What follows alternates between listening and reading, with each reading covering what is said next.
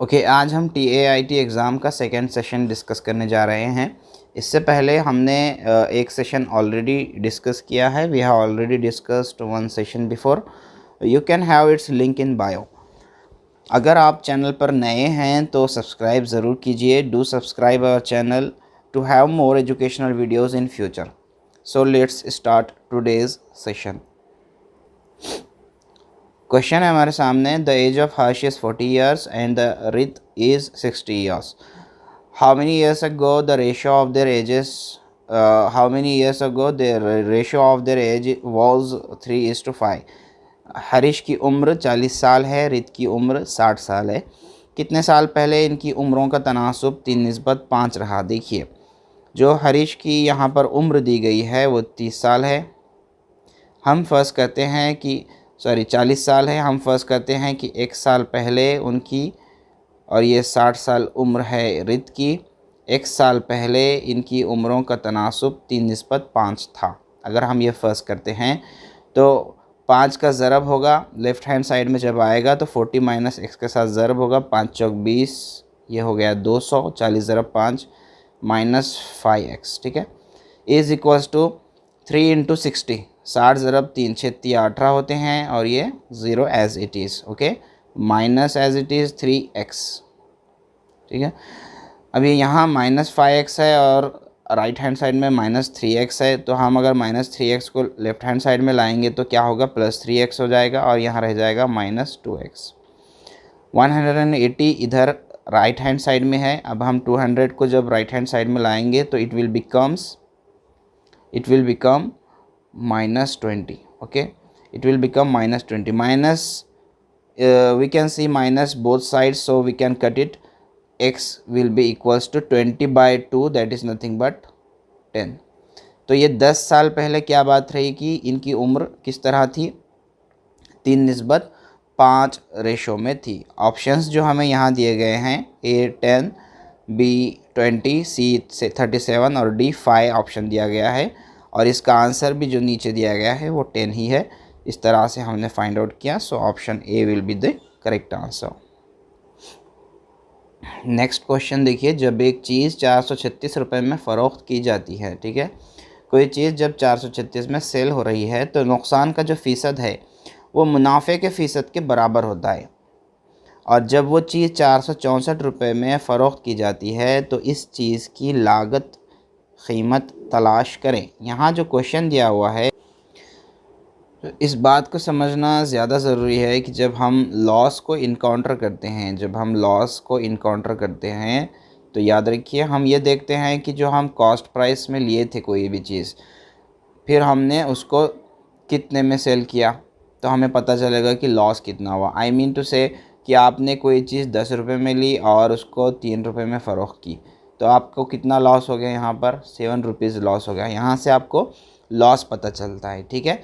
और जब आप गेन को इनकाउंटर करते हैं तो गेन में क्या होता है, जब आप गेन देखना चाहते हैं तो आप ये देखेंगे कि मैंने सेल इतने में किया था, लेकिन मैंने ख़रीदा कितने में था, इतने में। यानी कि मैं 10 रुपये में सेल करता हूँ जबकि मैंने ख़रीदा था इसको 8 रुपये में, ठीक है।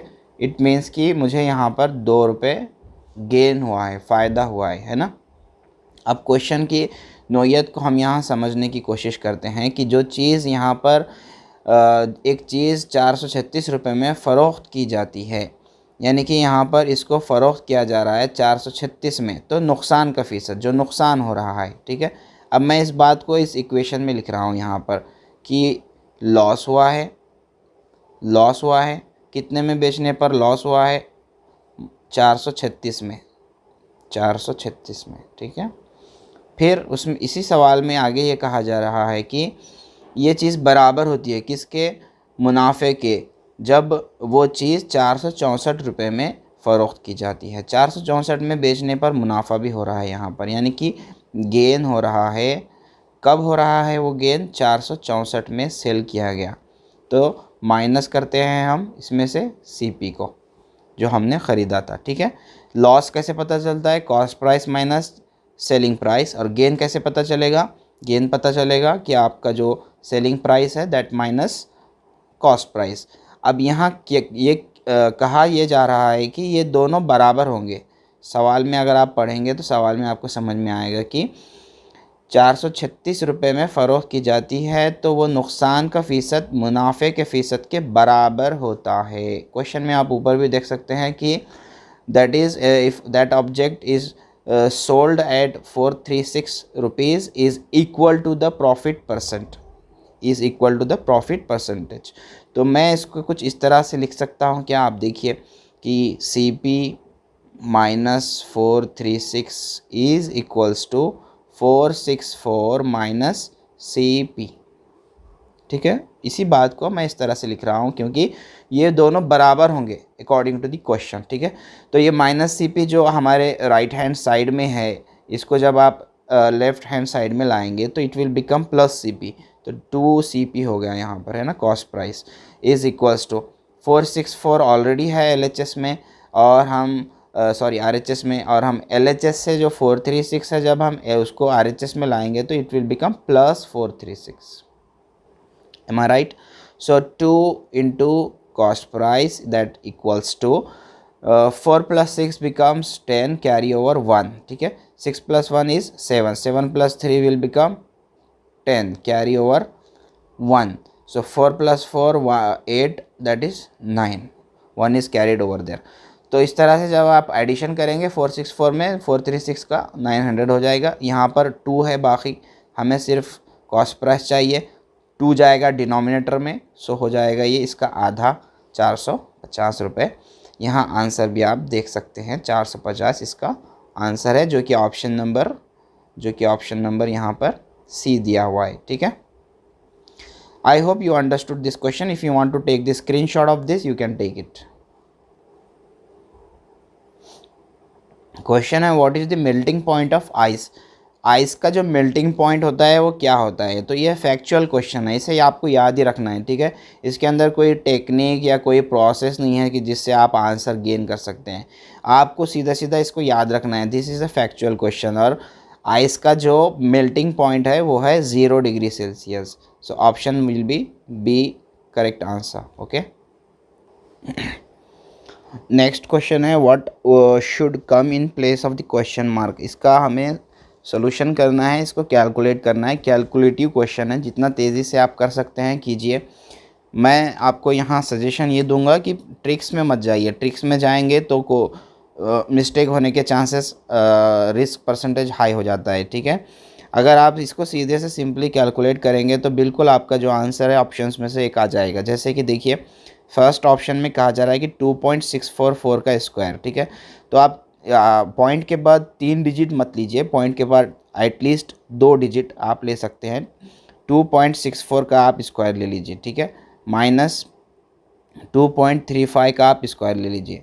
क्या होगा 2.64 का जब आप स्क्वायर करेंगे रफ में तो आपको मिलेगा 6.96, माइनस 2.35 का जब आप स्क्वायर करेंगे रफ में तो आपको मिलेगा 5.52। ठीक है, पॉइंट के बाद और डिजिट्स आएंगे बट मैं यहाँ पर 2 डिजिट ले रहा हूँ। ठीक है, आप यहाँ पर न्यूमरेटर को माइनस कर दीजिए, मनफी है तो मनफी कर दीजिए, उसके बाद हम फिर डिवीजन देखते हैं, तकसीम देखेंगे। ठीक है, तो 6.96 में से 5.52 अगर हम मनफी करते हैं तो आंसर आ जाएगा आपका 1.44 डिवाइडेड बाय 0.28।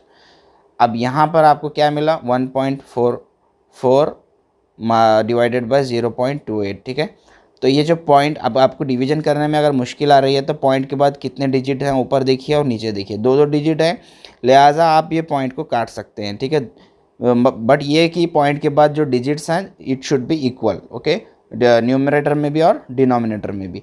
तो अब आप इसको इस तरह से लिख सकते हैं 144 डिवाइडेड बाय 28। जब आप इसको पूरी तरह से सॉल्व करेंगे you will get the answer option C, that is 5।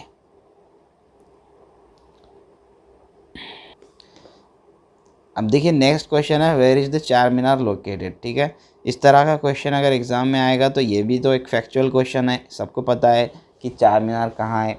अगर आप हैदराबादियों से पूछेंगे चार मीनार कहाँ है तो वो बोलेंगे अरे क्या सलीम भाई ऐसा भी सवाल पूछते क्या। तो कोई इसमें आपको ट्रिक की ज़रूरत नहीं होती है, these are the factual question. ठीक है, सीधा उड़ा के दे देने का इसको चार मीनार। ठीक है ना, अब देखिए नेक्स्ट क्वेश्चन है, 3 positions of a cube are given, based on them find out which number is found opposite number 4 in a given cube. कि ये जो क्यूब यहाँ दिया गया है, इस क्यूब के अंदर 4 के अपोजिट कौन सा अदद होगा। ठीक है, आपको यहाँ पर हिदायत के तौर पे उर्दू में दिया गया है कि एक क्यूब की 3 हालतें दी गई हैं, इनकी बुनियाद पर दरियाफ़्त कीजिए कौन सा नंबर क्यूब में दिए गए 4 नंबर की अपोज़िट है, यानी कि बिल्कुल सामने है। तो क्यूब को अगर आप गौर से देखेंगे तो मैं सबसे पहले वो जो 4 अदद के सामने वाली बात है तो 4 लिख देता हूँ मैं। ठीक है, 4 के सामने जो नहीं होती वो पॉसिबिलिटीज़ हम यहाँ लिख लेंगे। 4 के सामने 3 नहीं हो सकता क्योंकि यहाँ पर 3 है। 4 के सामने 5 भी नहीं हो सकता क्योंकि यहाँ पर 5 है। लिहाजा हम ये कह सकते हैं 3 और 5 4 के सामने नहीं है। 2 भी नहीं हो सकता क्योंकि वो साइड में है। 6 भी नहीं हो सकता क्योंकि वो भी साइड में है। लिहाजा मैं कह सकता हूँ 2 और 6 भी नहीं है। अब क्या रह गया सिर्फ 4 के सामने आने के लिए? 4 के सामने आने के लिए रह गया 1। ठीक है, तो बहुत आसान सा सवाल है। अगर आप क्यूब को देखेंगे और उसकी जो पोजीशन रखी हुई है उस पर अगर आप गौर करेंगे तो आपको पता चल जाएगा कि अपोजिट में कौन सा डिजिट आएगा। लिहाजा अपोजिट में यहाँ पर हम कह सकते हैं कि डिजिट 1 होगा। अब नेक्स्ट क्वेश्चन दिया गया है, इसे हम इंग्लिश और उर्दू में पढ़ेंगे ताकि हमें अच्छे से समझ में आ जाए। ठीक है, each question has a main statement followed by 4 statements labelled A, B, C and D. Choose the ordered pair of statements where the first statement implies the second and the two statements are logically consistent with the main statement.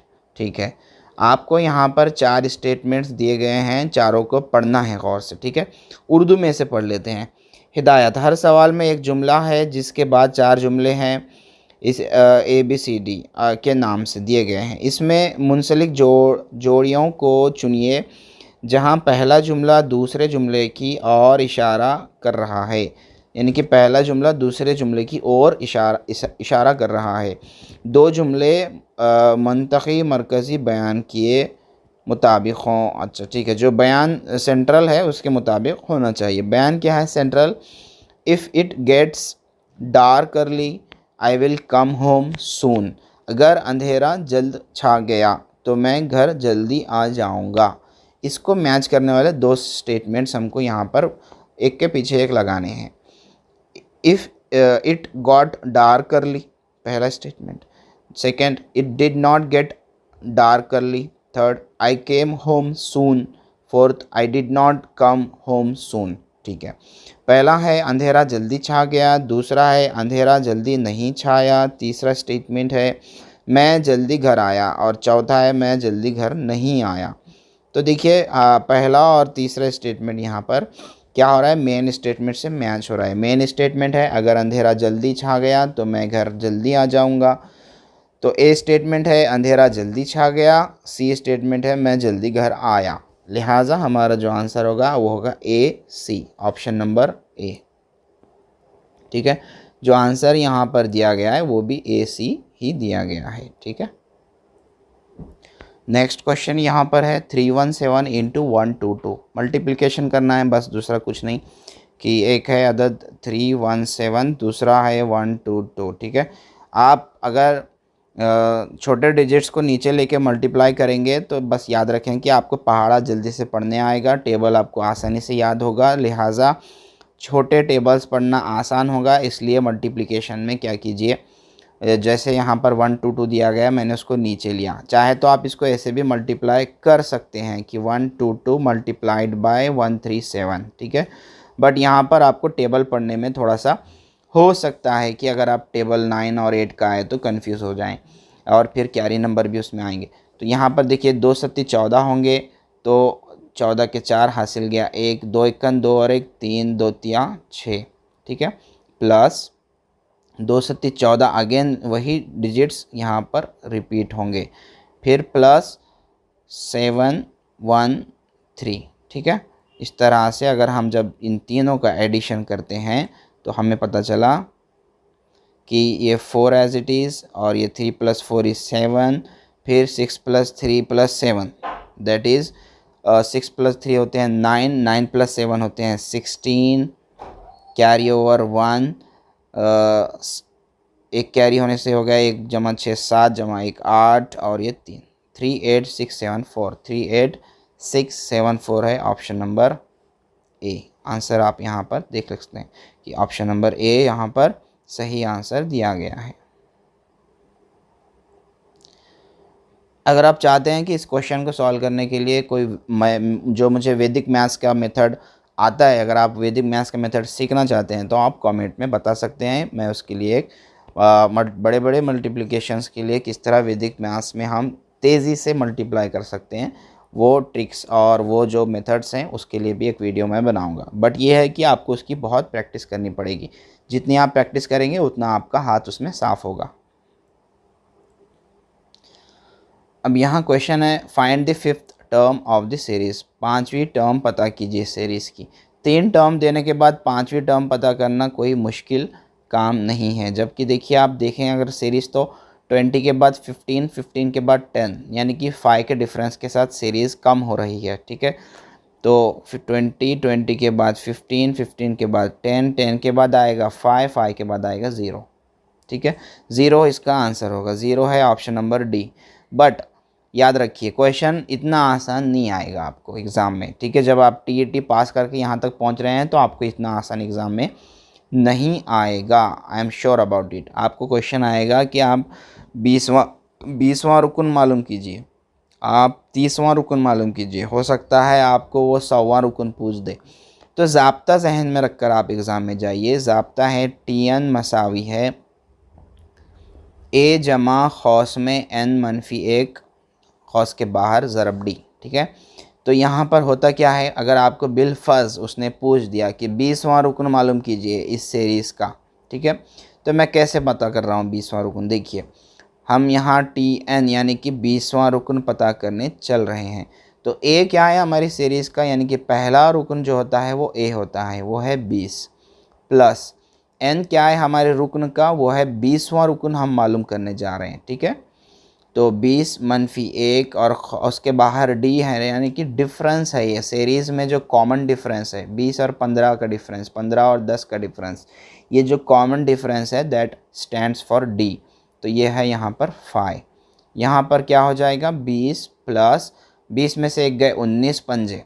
अब 19 पंजे कितने होते हैं, 5 ना है 45, हासिल के गए 4, 5 एकन 5 और 4 9, तो 95 जमा 20 होते हैं 115। तो ये 20वां रुकन होगा जब आप इस सीरीज़ को आगे बढ़ाएंगे। लेकिन सुनिए गौर से, ये सीरीज़ बढ़ती सीरीज़ नहीं है, ये सीरीज़ उतरती सीरीज़ है, लिहाजा इसके अंदर जो डिफरेंस है वो -5 का डिफरेंस है। ठीक है, यानी कि 20 में से 15 का डिफरेंस नहीं है। डिफरेंस कैसे निकालेंगे आप, D हमेशा निकालेंगे T2 - T1 से। इट मीन्स कि 15 - 20 करेंगे आप, तो क्या होगा -5 डिफरेंस होगा, 5 डिफरेंस नहीं होगा।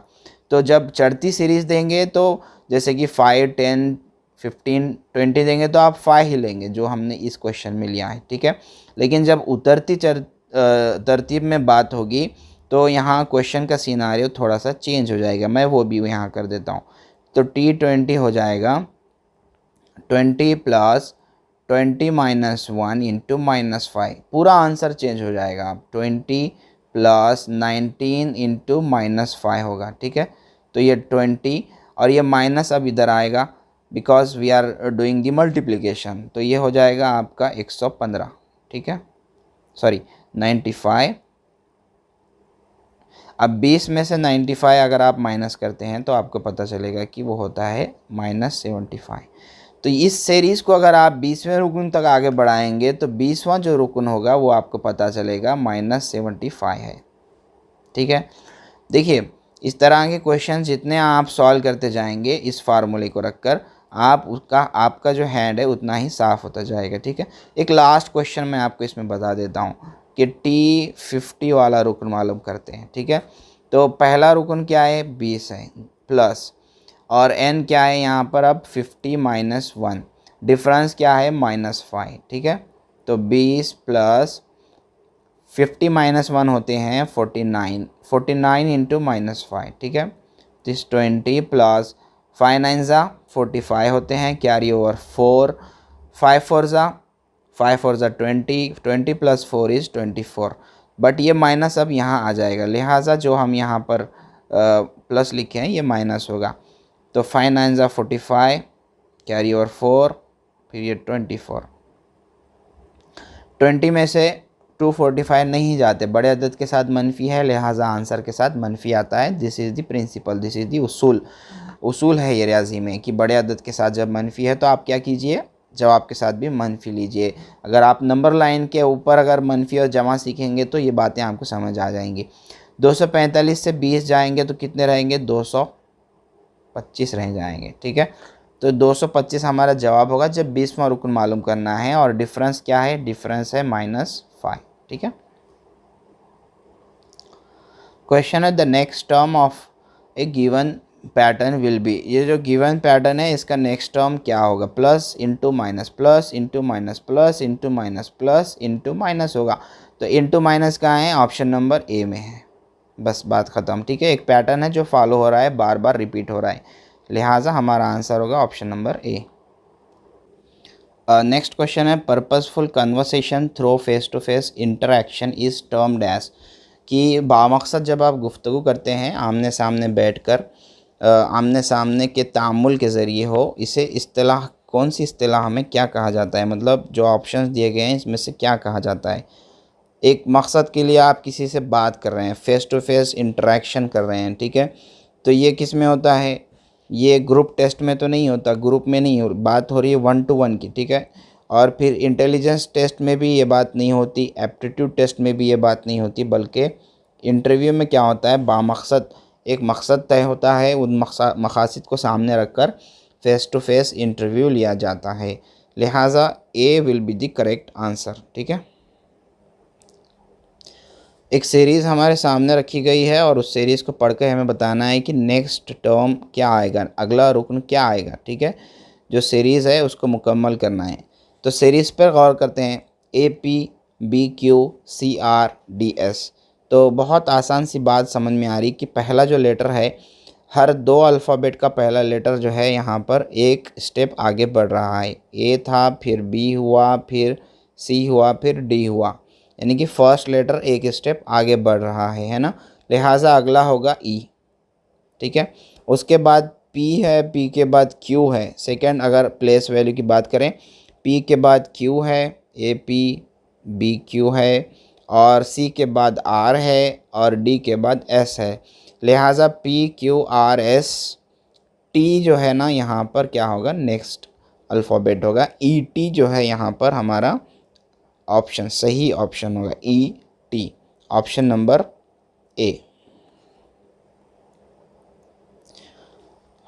नेक्स्ट क्वेश्चन है the meaning of adaptability of the audio visual aid is, क्या मतलब है ऑडियो विजुअल एड जो होता है हमारा, जो टीचिंग एड होता है जिसके अंदर आवाज़ भी हो और विजुअलाइजेशन का भी यहाँ पर टीचिंग एड हो, तो इसका मकसद क्या होता है, इसका मतलब क्या होता है।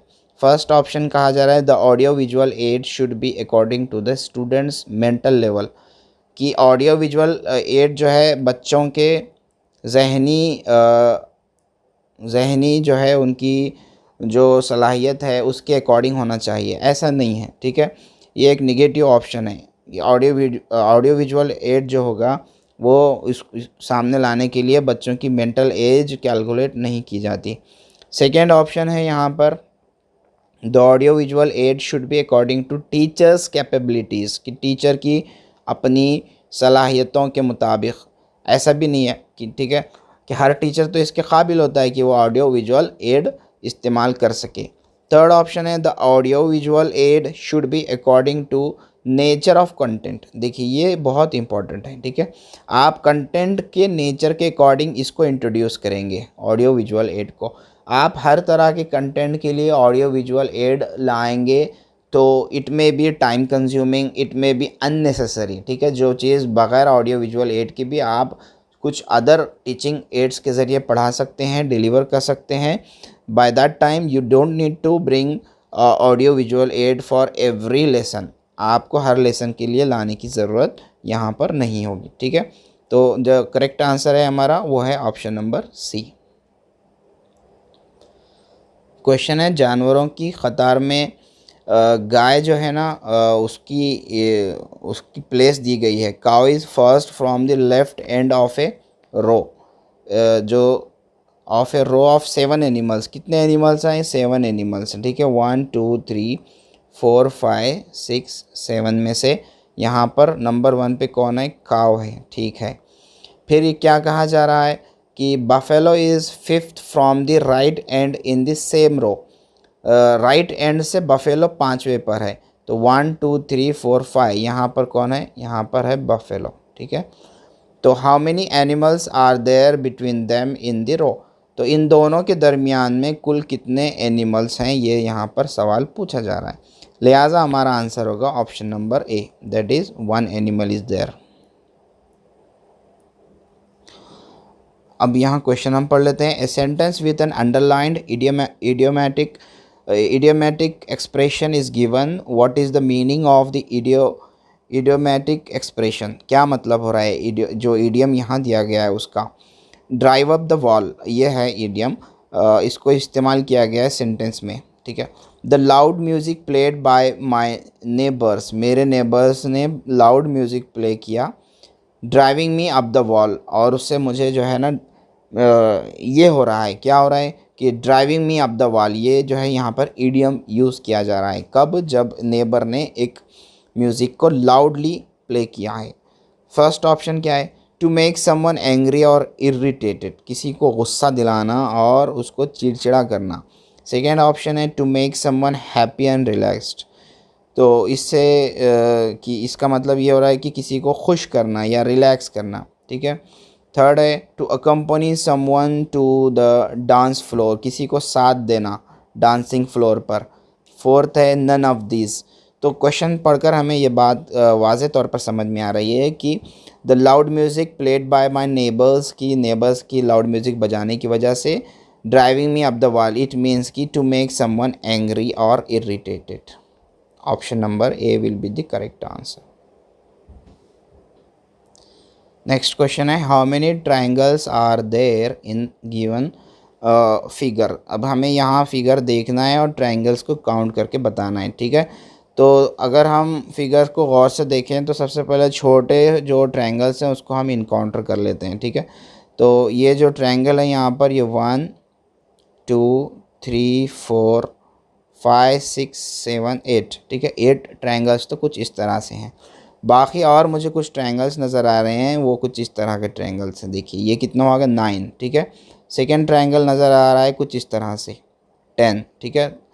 फिर ये 11 वाला है ट्रायंगल, ठीक है। और 12 वाला जो मैंने अभी ड्रॉ किया ये है 12।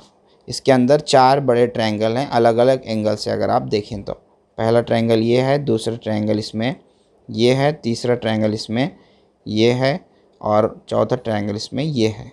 लिहाजा इस तरह से 4 ये हो गए और पहले 8, इस तरह से 12 ट्रायंगल्स हैं इसके अंदर टोटल। और अगर आप गौर से देखना चाहते हैं तो गौर से आप देख सकते हैं अगर आपके पास वक्त बचा है। लिहाजा इसका जो करेक्ट आंसर है तो वो है option number B, that is 12। Google डालो।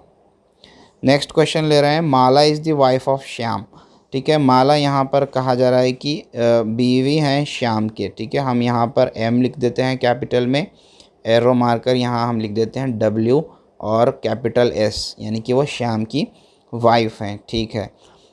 Shyam is the only child of Raman, but ये जो श्याम है ये श्याम कौन है? श्याम जो है ना वो रमन के बेटे हैं, चाइल्ड हैं रमन उनके कौन है? अब्बा हैं, है ना। Who is the husband of Shyam's mother, ये रमन के बारे में बात हो रही कि who is the husband of Shyam's mother, Raman कौन है? हस्बैंड हैं, किसके हस्बैंड हैं? श्याम की अम्मा के, यानी कि श्याम के जो माता जी हैं उनके कौन है? ये हस्बैंड हैं, ठीक है। ये दोनों मियाँ बीवी हैं और श्याम इनके बेटे हैं, ठीक है। आगे सवाल पढ़िए। How is Mala related to Raman, कि ये जो माला के बारे में शुरू में बात हुई ये रमन के साथ इनका क्या ताल्लुक़ है? अब ये कज़िन तो नहीं हो सकते ऑप्शन नंबर 1, क्योंकि रमन के बेटे जो हैं श्याम उनकी मोहतरमा उनकी बीवी हैं ये, है ना। लिहाजा सेकेंड ऑप्शन है डॉटर इन लॉ, कि डॉटर इन लॉ किसको बोलते हैं, जो घर में लाई हुई बहू रहती है उनको क्या बोलते हैं, डॉटर इन लॉ। तो ये बहू ही है, यानी कि शाम को जो है ना माला के साथ शादी करा के घर में लाए, इसलिए जो ऑप्शन बी है ये यहाँ पर हमारा करेक्ट आंसर होगा। सी भी देख लीजिए आप, नीस के बारे में बात हो रही है, यानी कि भांजी, और फिर सिस्टर के बारे में बात हो रही है, बहन, है ना। और आंसर भी अगर आप आखिरी में देखना चाहते हैं, the answer is daughter in law, it means कि वो बहू हैं। International organisation for the safety of wildlife is, international level पर जो तंजीम है जानवरों की हिफाजत के लिए, ठीक है, जंगलात की ज़िंदगी की हिफाजत के लिए बैनुल अक़वामी तंजीम कौन सी है, वो पहचानना है। ऑप्शन ए है IUCN, सेकेंड ऑप्शन है यूनिसेफ, थर्ड ऑप्शन है IUPAC, फोर्थ ऑप्शन है WHO। देखिए इंटरनेशनल जो वाइल्ड लाइफ सेफ्टी आती है वो आती है इंटरनेशनल ऑर्गेनाइजेशन ऑफ नेचर की जो सेफ्टी वाला ऑर्गेनाइजेशन है, यानी कि IUCN जो है, international union for conservation of nature and natural resources.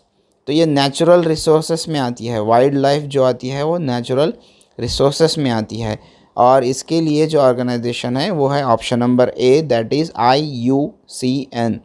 इसका फुल फॉर्म ये है कि international union for conservation of nature and natural resources, ठीक है। This is the full form of IUCN, जिसके अंडर में क्या होता है, जो वाइल्ड लाइफ है उसकी सेफ्टी की जिम्मेदारी ली जाती है।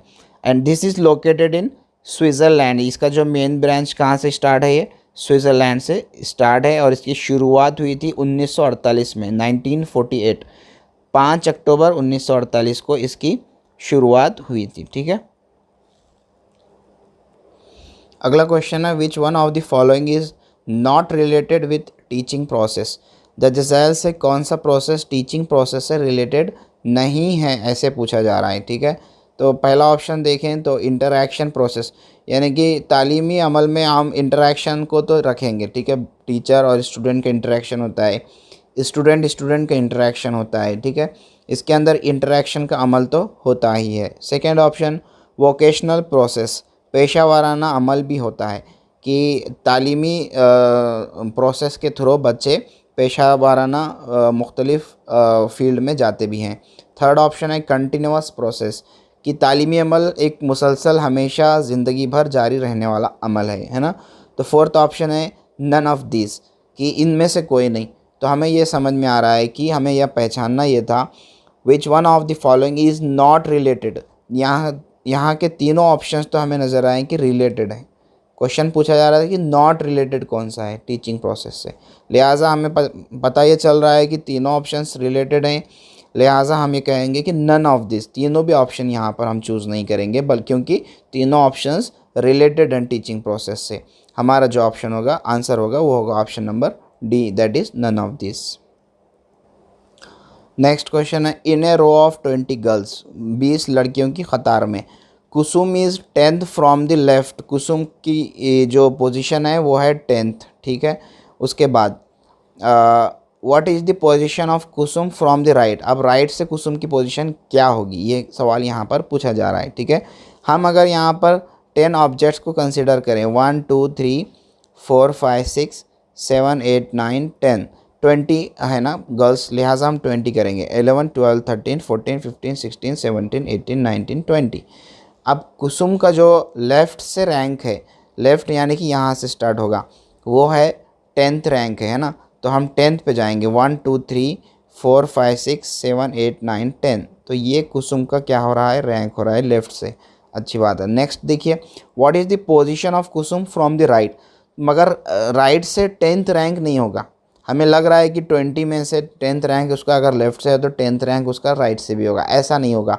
राइट से क्या हो जाएगा, +1 हो जाएगा उसका rank, because why, see if you count these ranks 1 2 3 4 5 6 7 8 9 10 11 हो जाएगा इसका रैंक, ठीक है, +1 हो जाएगा, +1 हो जाएगा, ठीक है। इसे अंदाजे से हमें नहीं करना है इस तरह के क्वेश्चन, इस तरह का एक क्वेश्चन ज़रूर आएगा जो कि जंबल करता है, यहाँ पर ट्विस्ट कर देता है आपको। तो ऑप्शन नंबर ए जो है यहाँ पर क्या होगा, करेक्ट आंसर होगा, that is 11, option number A. Next question है the smallest number by which 24 should be multiplied to make it a perfect square. देखिए 24 को आप स्मॉलेस्ट कौन से नंबर से मल्टीप्लाई करेंगे कि एक परफेक्ट स्क्वायर बन जाएगा। जो 4 ऑप्शंस दिए गए हैं उसमें से कोई एक स्मॉलेस्ट नंबर है, तो अगर आप चारों ऑप्शन से मल्टीप्लाई करेंगे तो आप 30 सेकेंड्स या विद इन 1 मिनट आप कर सकते हैं। It is not a big deal. Okay, so first of all I will write here 24। Let's multiply it with first option that is 2।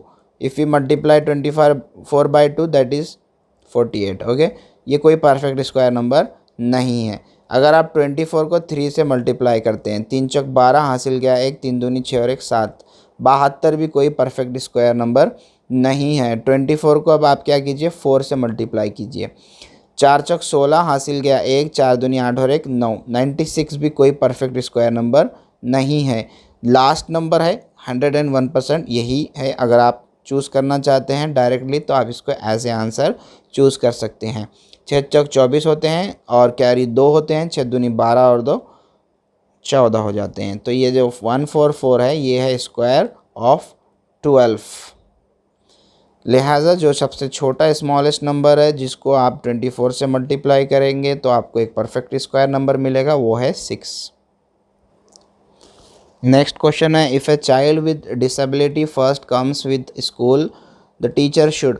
जब एक चाइल्ड डिसेबल है, कोई कुछ उसके अंदर फिजिकल डिसेबिलिटी है और वो स्कूल आ जाता है तो टीचर को क्या करना चाहिए। फर्स्ट ऑप्शन है refer to child to a special school. बच्चे को खुसूसी स्कूल भेज देना चाहिए जो डिसेबल स्कूल होता है या माना जाता है, उनके लिए जो अलहदा स्कूल बनाए जाते हैं। सेकेंड ऑप्शन है दीगर तलबा से अलहदा कर देना चाहिए, आइसोलेट कर देना चाहिए। थर्ड ऑप्शन है वालिदैन के साथ इश्तराकी का मंसूबा बनाना चाहिए, यानी कि वालिदैन के साथ डिस्कस करना चाहिए और उसको कोलैबोरेटिव प्लान्स उसके साथ मिलकर बनाने चाहिए।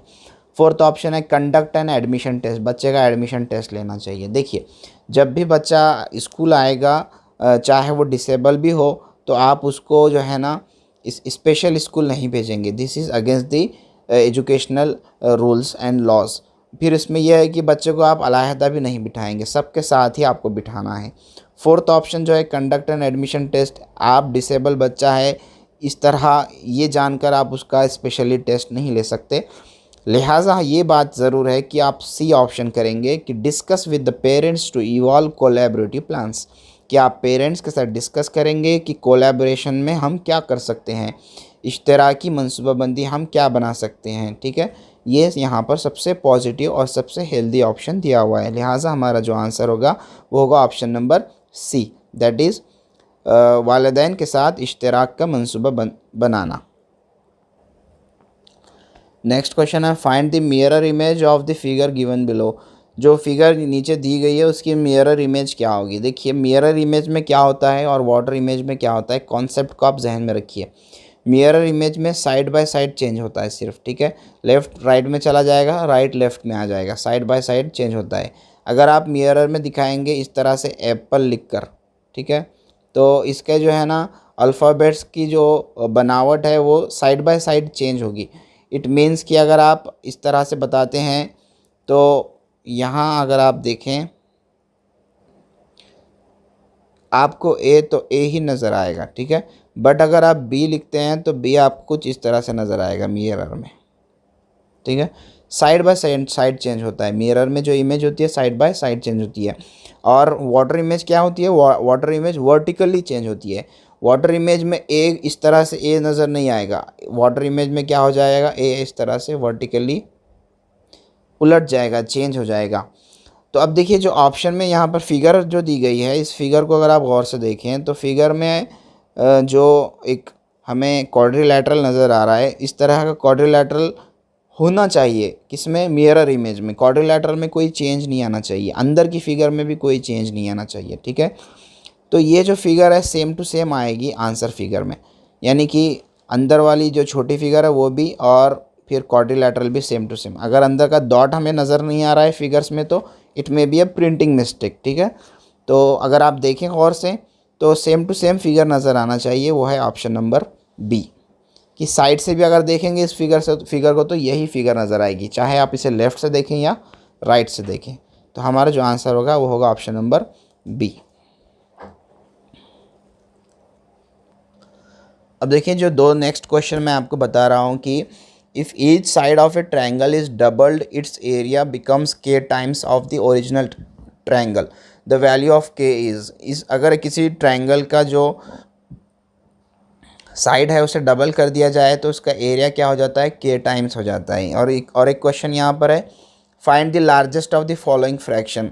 ये फ्रैक्शंस यहाँ दिए गए हैं, बड़े बड़े फ्रैक्शन देगा एग्ज़ाम में और पूछेगा कि इसमें से बड़ा फ्रैक्शन कौन सा है, या पूछेगा कि इसमें से सबसे छोटा फ्रैक्शन कौन सा है। अगर आप इसे डिवाइड करते बैठेंगे तो आपको 1 मिनट से ज़्यादा वक्त 101% लगेगा, मे बी आपको 3 to 4 मिनट्स लग जाएंगे इस क्वेश्चन के पीछे।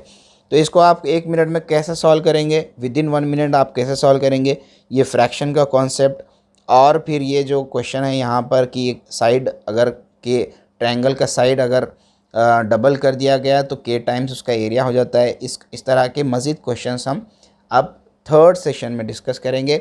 आज के सेशन के लिए इतना काफ़ी है। इससे पहले हमने सेशन फर्स्ट डिस्कस किया है जिसकी लिंक मैं बायो में देने जा रहा हूँ। I request all the viewers to subscribe the channel, please subscribe the channel and hit the like button as well. अगर आपको वीडियो पसंद आया है, अगर आपने वीडियो से कुछ हासिल किया है तो लाइक ज़रूर दबाएं। अपने एहसासात और अपने जो फीडबैक्स हैं कमेंट में ज़रूर लिखा करें। आने वाले वक्त में हम ज़्यादा से ज़्यादा सेशंस अपलोड करेंगे, वीडियोस अपलोड करेंगे और इंशाल्लाह कोशिश करेंगे कि आपका एग्ज़ाम आपको जो है ना ज़्यादा से ज़्यादा स्कोर करने में हम कुछ ना कुछ कंट्रीब्यूट कर सकें। Thanks for watching, have a good time.